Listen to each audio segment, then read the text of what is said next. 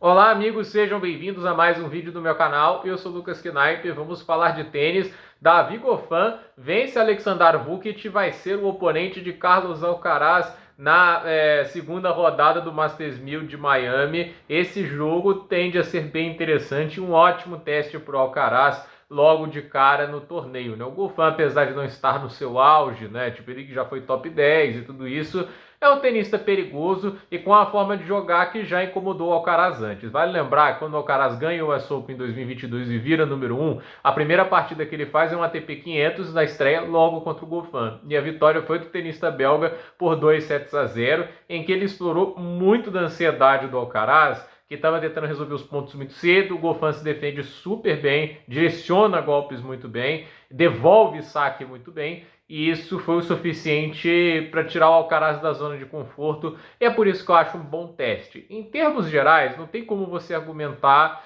que o Alcaraz não seja o favorito, né? Que ele não é o melhor tenista. É claro que ele é bem superior, mas eu acho que ainda é uma coisa que o Alcaraz vai ter que lidar melhor, que é essa questão dos erros não forçados, entende? Da maneira, às vezes, quando ele está desconfortável numa partida, ele tenta de qualquer maneira voltar até as cartas do jogo, entende? É como você tivesse uma partida de buraco, você tivesse desesperado para fazer uma canastra, mas os seus números estão super separados, entende? Não tem como você conseguir ali alinhar as coisas. Então, a verdade é que o Alcaraz ele tenta fazer às vezes o caminho mais difícil quando você está em uma situação complicada, que é no momento de baixa você ainda tentar atacar, você ainda ir para cima. Normalmente esse tipo de estratégia dá mais pontos de graça do que retribui em winners e pontos vencidos. Então, assim, contra o Goffin essa estratégia pode ser perigosa, mas por que eu digo que é para ser mais um teste do que propriamente um jogo que você tem que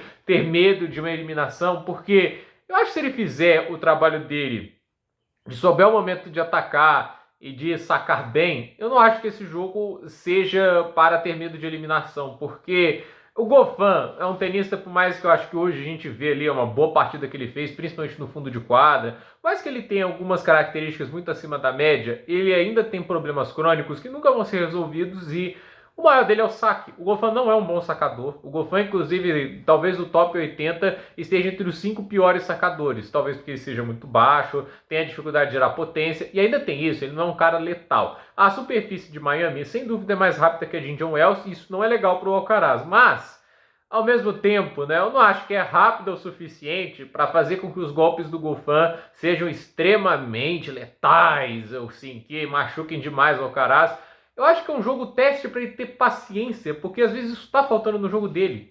Entende? O Alcaraz precisa enfrentar esse tipo de atleta e entender o que ele tem que fazer dentro de quadra e não apenas jogar da maneira confortável. Porque é aquele negócio, se sentir confortável em quadra é uma maravilha, entende? Mas qualquer jogador ganha uma partida quando ele está confortável e jogando o seu melhor, entende? A gente já viu isso com Draper, Djokovic, Nadal, entende? Esses caras quando estão jogando o seu melhor, a gente sabe que é muito difícil enfrentar eles, mas quando você não está no seu melhor, quando você precisa procurar uma solução, aí a gente vê quem é mais consistente, quem é mais regular, entende? Essa é a questão. Por que o Alcaraz não é regular ainda como membro do Big Three? Não é só porque não tem, sei lá, uma experiência muito grande. O próprio Nadal, de 21 anos, né, ele era mais regular e consistente que o Alcaraz.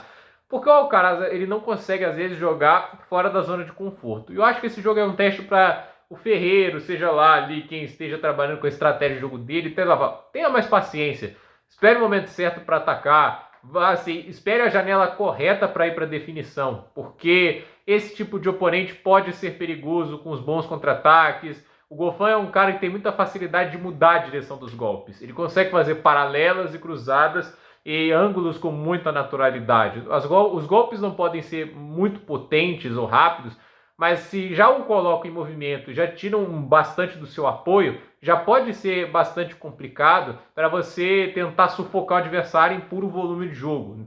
Tipo, esse é o tipo de coisa difícil de acontecer. Então, curioso para essa partida. Essa partida para mim promete bastante. O Goffin hoje começou mal, levou um 6-2. é que eu falo do saque, ele não é um grande sacador, mas depois foi melhorando no jogo e no fundo de quadra foi comandando bastante as ações, mesmo contra um cara que bate firme na bola como o Alexander Vukic. O Vukic não é um cara de ficar esperando muito, ele é um cara agressivo e perdeu. Então, assim, ser agressivo contra o Davi Goffin não necessariamente significa sua vitória. E o Goffin é um cara imprevisível. O pior Goffin, qualquer um ganha. O melhor Goffin já ganhou do Federer, do Nadal e do Djokovic, né? É um jogador único, o senhor Davi Goffin. Eu me lembro até naquela vez que o Alcaraz ganhou Madrid, né? Que ele vai enfrentar o Nadal, na rodada anterior ele teve que salvar match points contra o Davi Goffin, né? O Goffin que o pessoal não estava dando muito naquele jogo no Saibro, quase conseguiu uma vitória contra um Rafael Nadal que estava jogando um baita tênis em 2022. Então, gente, por esse vídeo é isso, dúvida nos comentários, deixe seu like, se inscreva no canal, compartilhe esse vídeo e até o próximo vídeo.